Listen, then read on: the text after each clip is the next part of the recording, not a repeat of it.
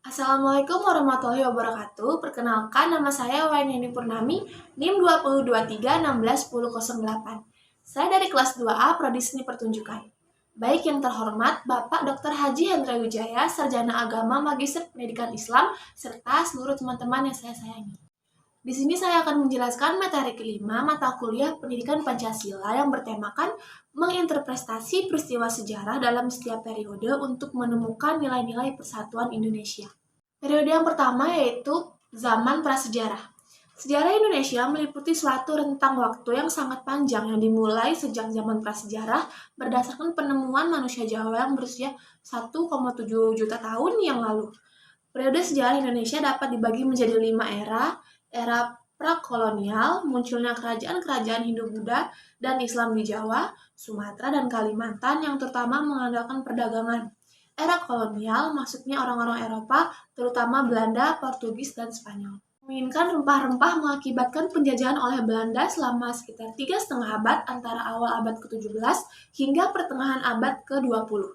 Era kemerdekaan awal, pasca proklamasi kemerdekaan Indonesia tahun 1945 sampai jatuhnya Soekarno 1966, era Orde Baru, 32 tahun masa pemerintahan Soeharto 1966 sampai 1998, serta Orde Reformasi yang berlangsung sampai sekarang.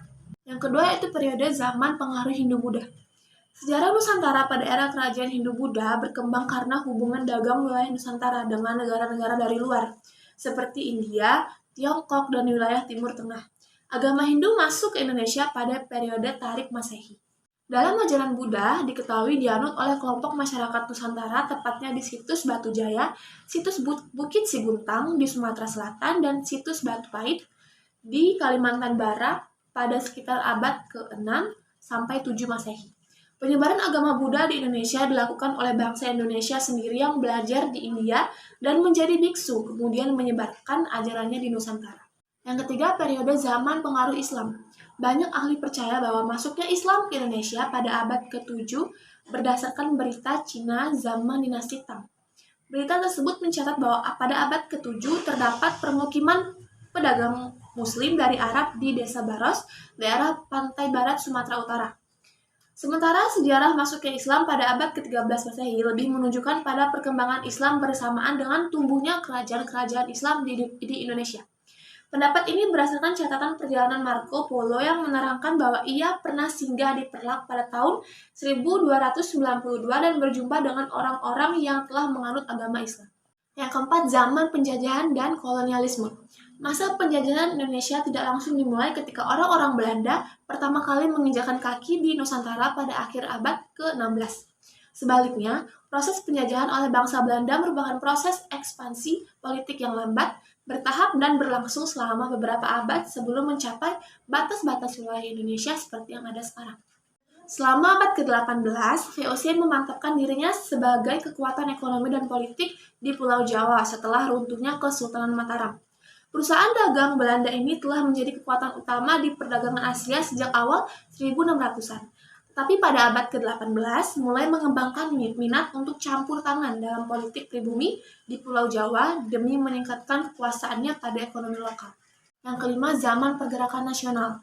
Pergerakan nasional ini ditandai dengan dua peristiwa penting yang berdirinya Budi Utomo 20 Mei 1908 dan Ikrar Sumpah Pemuda 28 Oktober 1928. Untuk mengejar keuntungan ekonomi dan menguasai administrasi wilayah, Belanda menerapkan sistem pemerintahan kolonial pada orang-orang yang sebelumnya tidak memiliki kesamaan identitas politik. Pada awal abad ke-20, Belanda menetapkan batas-batas teritorial di Hindia Belanda yang menjadi cikal bakal Indonesia modern. Keenam, zaman penduduk Jepang. Jepang kali ini pertama mendarat di Indonesia melalui Tarakan, Kalimantan Timur pada 11 Januari 1942. Jepang yang sedang terlibat dalam Perang Pasifik datang ke Tarakan untuk mendapatkan cadangan logistik dan bahan industri perang seperti minyak bumi dan aluminium. Kedatangan Jepang kemudian memukul mundur pasukan Hindia Belanda yang kala itu juga pergi ke Tarakan untuk mengeruk sumber daya alam. Pendudukan Jepang pun lantas meluas hingga ke Jawa. Jepang berhasil menguasai Batavia dan seluruh Pulau Jawa sehingga kemudian membuat Belanda menyerah tanpa syarat pada 8 Maret 1942. Yang ketujuh, zaman mempertahankan kemerdekaan. Setelah proklamasi kemerdekaan Indonesia tersebar ke seluruh penjuru dunia, muncul berbagai respon dari negara-negara internasional. Belanda merespon hal tersebut dengan datang kembali ke Indonesia untuk merebut kekuasaan dari pemerintahan Indonesia pimpinan Soekarno-Hatta. Pada 15 September 1945, pasukan Belanda tiba di Jakarta dan berupaya untuk menaklukkan beberapa wilayah Indonesia. Rakyat Indonesia merespon kedatangan Belanda dengan melakukan perlawanan di beberapa daerah. Yang kedelapan ada zaman RIS dan zaman demokrasi liberal. Demokrasi liberal sangat mengedepankan kebebasan. Ciri khas kekuasaan demokrasi ini adalah pemerintahan dibatasi oleh konstitusi. Artinya kekuasaan pemerintahannya terbatas sehingga pemerintah tidak diperkenankan untuk bertindak sewenang-wenang terhadap rakyatnya. Pada era demokrasi liberal juga, Indonesia mengadakan pemilihan umum pertama pada tahun 1955. Pemilu pertama dilaksanakan bertujuan untuk memilih para anggota parlemen dan anggota konstituante. Konstituante ditugaskan untuk membentuk UUD baru, sehingga mampu menggantikan UUD sementara. 9. Zaman demokrasi terpimpin.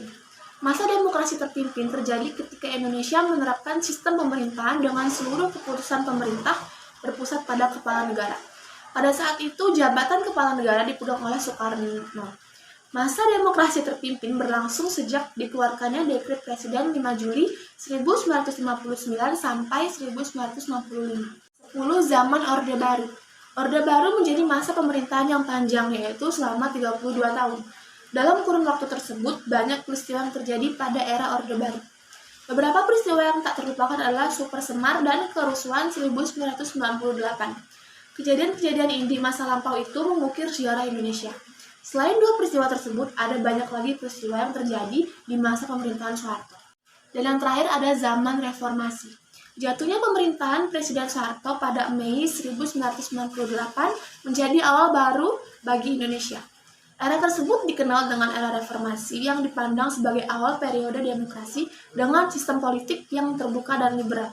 Reformasi adalah perubahan terhadap suatu sistem yang telah ada pada suatu negara. Baiklah, sekian presentasi dari saya. Jika ada salah kata, saya mohon maaf. Atas perhatiannya, saya ucapkan terima kasih. Wassalamualaikum warahmatullahi wabarakatuh.